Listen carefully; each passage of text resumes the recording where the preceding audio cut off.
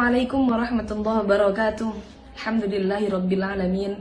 Wassalatu wassalamu ala asyrafil anbiya wal mursalin wa ala alihi wa sahbihi ajma'in.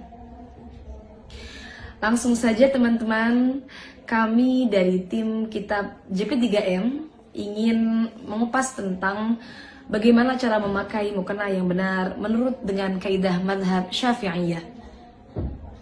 Dalam madhab Syafi'i, aurat perempuan dalam sholat adalah seluruh badan kecuali kedua telapak tangan dan wajah.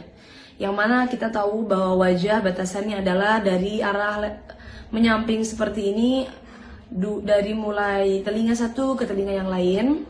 Kemudian untuk atas dari mulai tumbuhnya rambut kepala sampai dagu. Ingat, dagu termasuk batas wajah.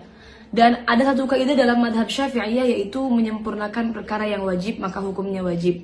Sehingga cara memakai mukena yang benar seperti yang kalian lihat saat ini, yaitu adalah dengan menutup rambut-rambut kepala, rambut-rambut bayi yang ada dalam di ujung-ujung sini itu. Kemudian dengan menutup dagu tidak terlihat, karena ini termasuk menyempurnakan perkara yang wajib. Dan juga pastikan rambut tidak ada yang keluar. Bagaimana kalau rambutnya banyak kecil-kecil di muka? Maka tentunya itu adalah rambut muka, bukan rambut kepala. Yang wajib ditutup adalah rambut kepala.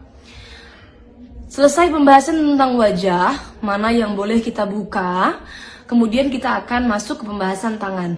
Dan untuk tangan, seperti yang kita tahu, yang dimaksud dari kedua telapak tangan yang tidak termasuk dalam aurat perempuan dalam sholat adalah pergelangan tangan. Jadi sampai batas ini, batas pergelangan tangan. Yang tidak termasuk aurat adalah baik batin tangan ataupun punggung tangan. Ini semua tidak termasuk aurat. Tapi yang perlu panjenengan ingat, karena batasnya adalah di sini, pergelangan tangan, maka menutup sedikit bagian daripada pergelangan tangan hukumnya adalah wajib. Karena sesuai dengan kaidah yang tadi sudah kita bahas, yaitu adalah menyempurnakan perkara yang wajib hukumnya adalah wajib. Sehingga teman-teman untuk menutup harus seperti ini. Nah, mohon maaf ini mukena saya agak seret. Nah, seperti ini. Menutup sedikit daripada pergelangan tangan. Ingat, punggung tangan dan juga telapak tangan ini bukan termasuk bagian dari aurat. Sehingga tidak masalah bila mana punggung tangan terbuka seperti ini. Ini bukan termasuk bagian daripada aurat dalam sholat wanita. Kemudian yang perlu kita bahas selanjutnya adalah benda yang digunakan untuk menutupi aurat atau baju yang digunakan untuk menutupi aurat. Yang digunakan untuk menutupi aurat adalah sesuatu yang bisa menutup warna kulit dalam majelis berbincang-bincang, dalam majelis takhotub. Maka bagaimana batasannya? Apakah nerawang atau tidak? Itu batasannya adalah bila dilihat dalam majelis berbincang-bincang, seperti mungkin dengan jarak saya berbincang dengan teman saya, seberapa urfnya, seberapa biasanya, kok terlihat warna kulitnya, maka berarti belum mencukupi. Tapi kalau tidak terlihat warna kulitnya, maka sudah bisa dikatakan mencukupi.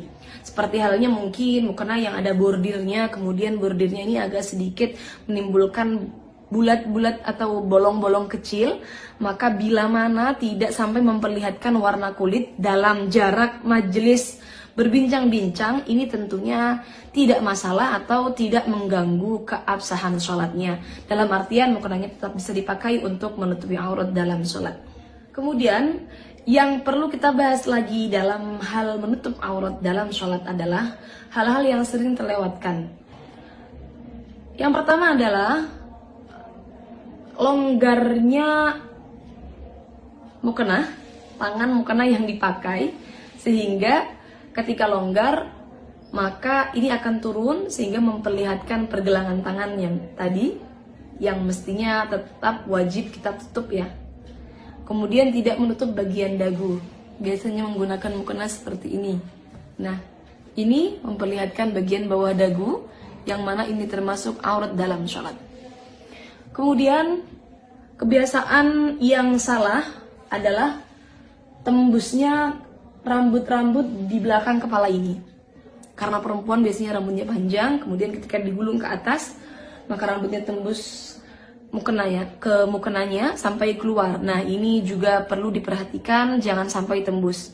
Teman-teman bisa mengatasi dengan mungkin menggunakan tutup atau ini ikat yang sampai menutup bagian belakang, atau dengan menggunakan tutup lagi di luar mukenanya. Jadi pastikan jangan sampai terlihat dari belakang. Kemudian selanjutnya yang sering terlewatkan adalah perlu diingat bahwa batin telapak kaki itu tetap termasuk aurat perempuan dalam sholat. Sehingga ketika sholat maka pastikan ketika dalam keadaan sujud batinnya tertutupi.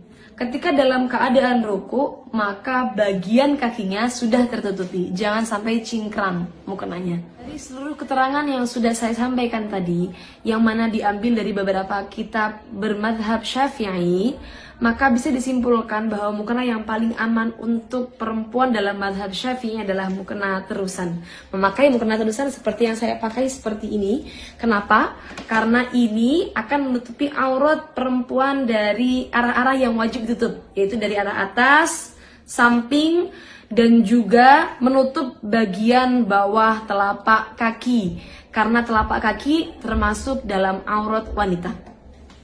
Untuk teman-teman yang menggunakan mukena potongan, maka pastikan bagian leher tidak terlihat dari arah samping.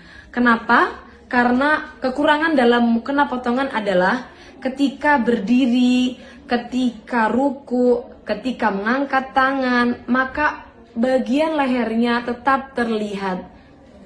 Ini dari arah samping, bagian lehernya tetap terlihat. Walaupun toh sudah seperti ini. Kenapa? Karena pasti ada bagian-bagian longgar yang memperlihatkan bagian aurat lehernya. Kecuali bagian lehernya sudah tertutup sempurna, mungkin dengan menggunakan dalaman jilbab yang dimasukkan ke dalam pakaian. Sekian dari kami, kurang lebihnya mohon maaf. Wassalamualaikum warahmatullahi wabarakatuh.